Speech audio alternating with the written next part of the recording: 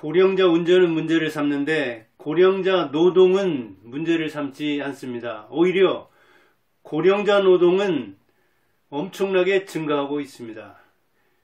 노동시장의 주력이 20대, 30대인가? 아닙니다. 60대라고 합니다. 은퇴 후에 다시 취업하는 사람이 그만큼 많다는 이야기고, 그리고 노동조합에서도 자, 임금도 중요하지만 우리 정년을 연장해달라. 62세까지, 64세까지, 65세까지. 아니 그 이후에도 피크타임 월급은 덜 받을 테니까 고용해달라. 이런 이야기를 한다고 합니다. 노조의 요구사항이 달라질 정도로 이제는 고령 노동이 보편화되고 있습니다. 그런데 고령자들이 운전하다 사고를 일으킨다고 70대 이상들이 문제라고 여기저기서 고령자 운전은 면허를 제한해야 하는 거 아니냐. 좀 운전 못하게 생겼으면 신체적으로 결함이 있으면 정신적 결함이 있으면 면허를 반납하시오. 이렇게 이야기하는데 노동시장에서는 그런 이야기가 안 나옵니다. 그런데 실제로 한국의 고령 노동자는 OECD 주요국 중에서 최고로 많습니다. 이거 통계청에서 나온 겁니다. 2021년 기준인데 65세 이상 평균 고용률이 한국은 얼마냐? 34.9%입니다. 그래서 1위입니다. 2위는 어디냐? 일본입니다. 이 한국인데, 그러니까 OECD 중에 주요국 중 가장 많습니다. 일본은 25.1%입니다. 그러니까 2등 하면서 일본은 한국하고 크게 떨어져 있습니다. 그리고 미국은 18% 이런 순서대로 되어 있는데 주요국 이야기입니다. 이만큼 한국에는 고령 노동자가 많다는 얘기입니다. 자, 65세 이상이면 되게 정년을 한 사람들이잖아요. 60세나 교직도 62세, 그리고 교수들도 65세잖아요. 그런 차원에서 보면 고령 노동자가 한국에는 무척 많다는 얘기입니다. 저도 58년 개띠니까 65세 넘었죠. 그런데 이렇게 일하잖아요. 유튜브, 저술, 독서, 그리고 동생이 농사를 짓는데 시골에 가서 가끔 또 농사일도 거들고, 또 하나 동생은 이 간에 수공업을 하는데 공업, 그 공장에 가서 또 제가 알바도 합니다. 여름, 겨울에. 그러니까 육체노동에서 이 저술 같은 유튜브 같은 첨단 지식노동까지 이렇게 왔다 갔다 하거든요. 이 나이에 60대 후반에. 그런데 한국에 그런 사람이 많다는 이야기예요. 세계 2위 주요국 중에서는 OECD. 이렇게 일하는 사람들이 많은데, 자, 폐지 줍는 노인들 중에도 65세 이상 훌쩍이 아니라 폐지 줍는 노인들을 복지부에서 조사를 해봤습니다. 전수조사를 해봤더니 전국적으로 몇 명이나 되느냐? 고물상과 그 여러 경로를 통해서 조사한 겁니다.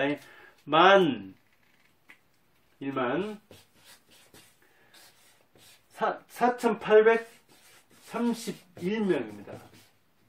그러니까 뭐 폐지 노인이라고 합시다. 폐지 줍는 노인이 이렇게 많습니다. 자, 약 1만 5천명 정도가 되는데, 이 사람들 평균 나이가 얼마냐? 78세입니다. 저도 제가 알바하는 일이 이 폐지를 많이 생산하는 그런 일이어가지고 그 사람들 보거든요. 맞습니다. 80대 노인들이 그 폐지를 많이 이렇게 담아서 주면은 한 50kg, 60kg. 정말 요즘은 쌀도 옛날에는 40kg짜리도 들었는데 저도 들만했고, 옛날 제 부모 세대는 80kg, 90kg 했습니다. 쌀이. 그래도 그걸 들기도 하고 지고 다녔는데 지금은 이제 20kg도 무겁습니다. 그런데 4, 50kg 넘는 그 폐지 봉투를, 폐지 가마니죠. 폐지 가마니를 노인들이 들려고 하는데 아주 애를 먹습니다. 그러니 그때 조금만 도와줘도 고마웠는데, 여자들이 폐지 줍는 노인의 55%를 차지합니다. 남녀별로. 여자들이 더 많습니다. 그러니까 78세 평균 나이인데 여자들이 더 많기 때문에 무거운 그 폐지는 정말 힘듭니다. 저러다가 다칠 것 같은 그런 생각이 많이 들거든요. 폐지를 이렇게 길에다 내놓으면 리어카라든가 이렇게 술에다 싣고 가는데 그게 굉장히 무겁습니다. 이제 폐지를 담아서 버리는 거니까. 그런데 그 중에는 얼마나 어려운 사람들이 많겠습니까? 대개 그 평균 소득을 보니까 아마 기초 생활연금을 받는 수급자들은 대개 그것까지 합할 텐데, 그것저것을 다 합한다 하더라도 77만 원이라니까, 월 소득이. 대개는 뭐 월 한 50만 원 안팎을 폐지로 번다는 얘기입니다. 50만 원에서 60만 원 사이가 가장 많다고 했습니다. 그러니까 하루에 2만 원 꼴도, 뭐 5일 쉬고 25일 나간다 하면 2만 원 꼴도 될까 말까, 그런 정도 소득을 합니다. 문제는 그들이 그렇게 힘겹게 벌어서 한 50만 원 안팎을 벌어서 이것저것 다 합쳐서 소득이 7, 80만 원 되는데, 그것으로서 자녀를 먹여 살리는 사람들도 있을 겁니다. 아마 자녀를 지원하거나 손자 용돈 주려고 하는 사람도 있을 거라고요. 그럴 정도로 뭐랄까요, 나이 먹은 사람들이 그 도로에서 목숨 걸고, 정말 차들이 왔다 갔다 하는데도 그 인도가 아니라 도로로 왔다 갔다 하는 수가 많거든요. 그렇게 위험한 일을 합니다. 이렇게 나이 많은 사람들이. 그런데 인생에서 불운 세 가지가 있다고 하죠. 뭐예요? 젊었을 때는 소년 등과 너무나 일찍 출세하면은 그 승리에 도취돼서 승리의 뭐랄까요, 그 쾌감을 느껴서 안하무인이 된다거나, 아니면 승리의 그 마술에 걸려가지고 쓰러지는 그런 수가 있다는 이야기죠. 중년 상처, 지금식으로 말하자면 중년에 상처를 한다거나 이혼을 한다는 이야기죠. 가정이 흔들리면 자기 마음도 흔들리고 자녀들 양육하는 것도 문제가 되고, 그 다음에 그 어떤 그 실패감을 갖기 때문에, 열등감을 갖기 때문에 인생의 전성기에 가장 왕성하게 일해야 할 시기에 상처를 받는다는 얘기죠. 말 그대로 처를 잃으면, 여자 입장에서는 남편을 잃으면, 아니면 헤어진다 하더라도, 그 다음에 노년 빈곤을 늘죠. 노년에는, 자, 그래서 소년기, 중년기, 노년기가 있는데, 노년에는 뭐냐? 노년 무전, 또는 노년 빈곤, 또는 결핍, 궁핍, 그렇게 이야기하죠. 한마디로 노년에는 가난한 것이 불운이다, 불행이다, 그렇게 이야기합니다. 왜 그러면 이렇게 가난해질까? 노년 때. 물론 부모 잘못 만나가지고 젊어서부터 계속 가난하게 사는 사람들도 많겠죠.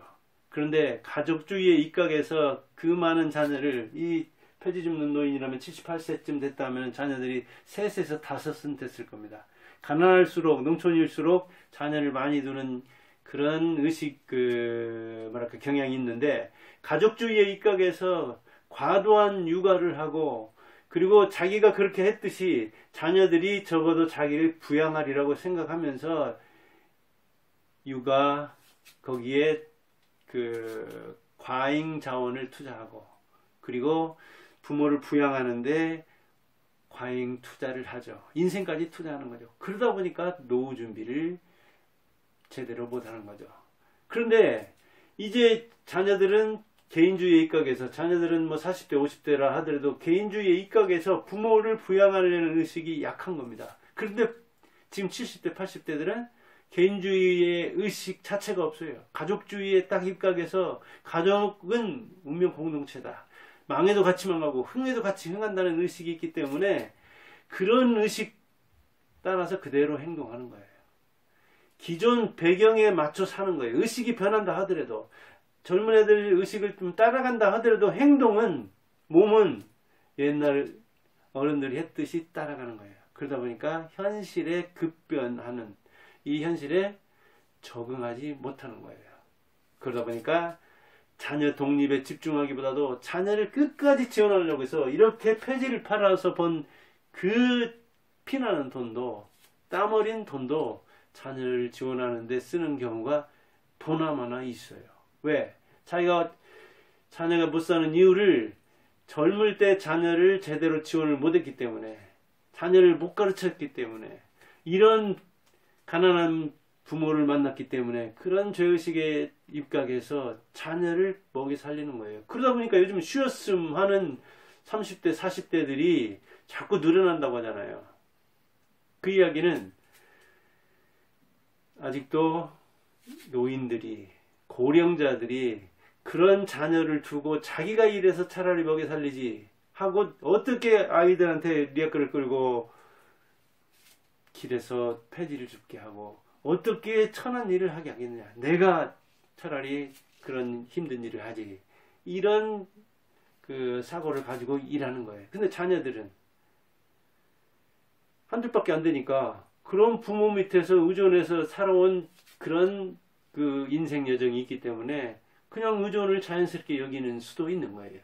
사람 같으면, 철든 사람 같으면 그러지 않은데, 그러지 않는 자녀도 있다는 이야기죠. 그러니까 어찌 보면 지원이 능사가 아니고, 때로는 결핍 체험을 하게 하고 단호하게 지원을 중단도 하고, 그렇게 해서 너하고 나하고 같이 독립을 해야 된다.